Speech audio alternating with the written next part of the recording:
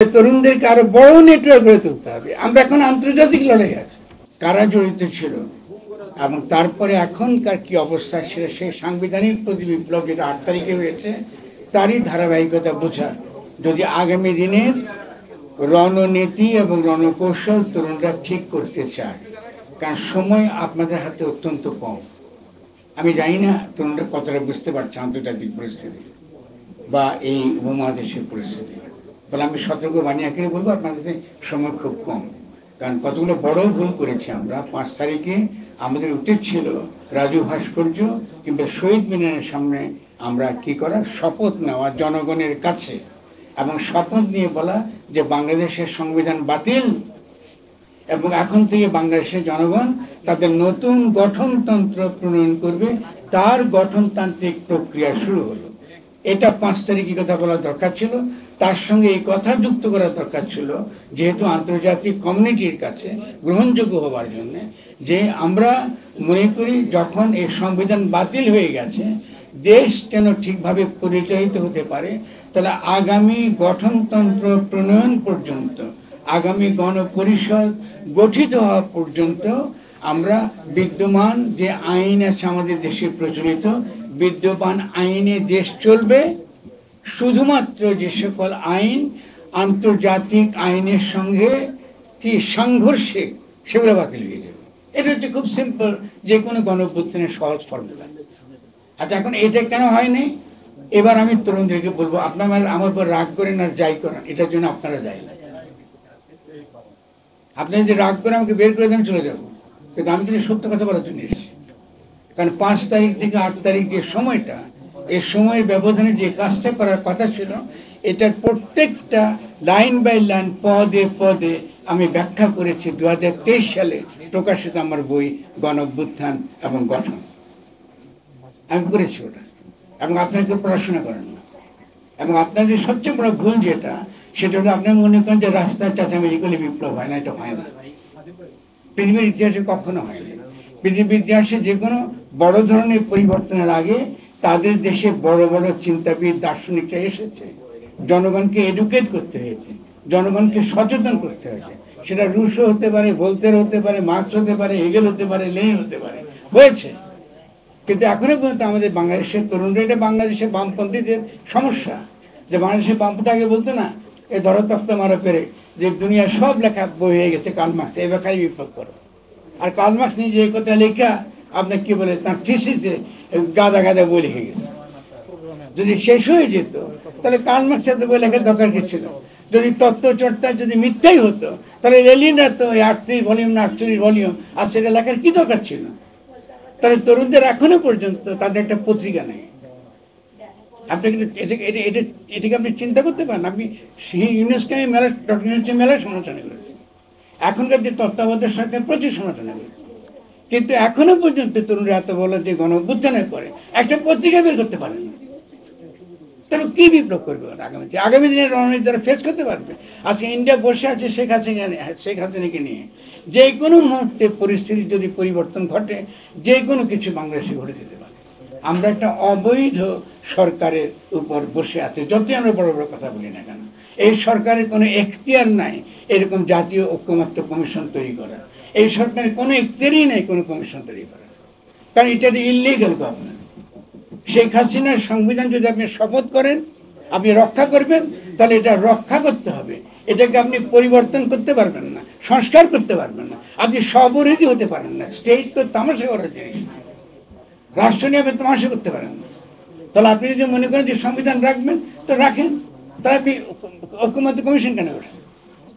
আর যদি মনে করেন সংবিধান রাখবেন না, তাহলে আপনি 5 তারিখে কেন বললেন যে সংবিধান বাতিল, আমরা নতুন সংবিধান করবো?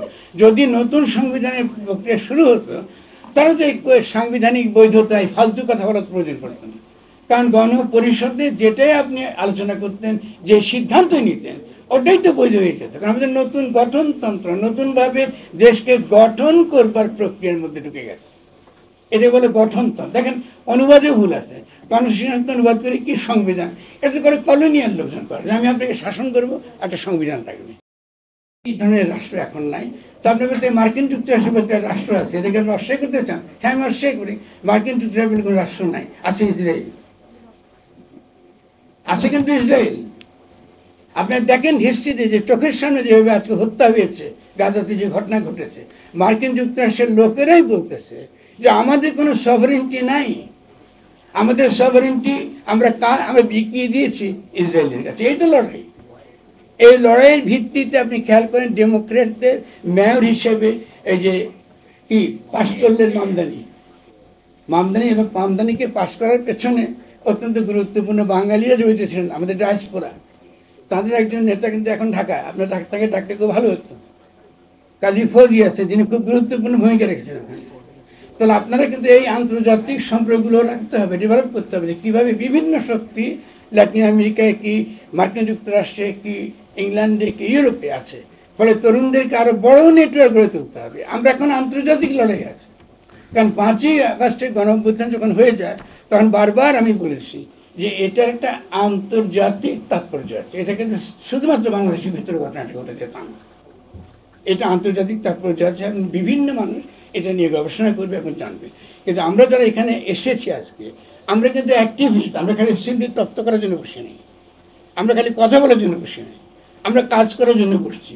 আমাদের সিদ্ধান্ত হচ্ছে হ্যাঁ ঠিক আছে, আমরা 5 তারিখে ভুল করছি, অনেক অভিজ্ঞতা ছিল না আমাদের, কিন্তু আগামী দিনে আমরা ভুল করবো না।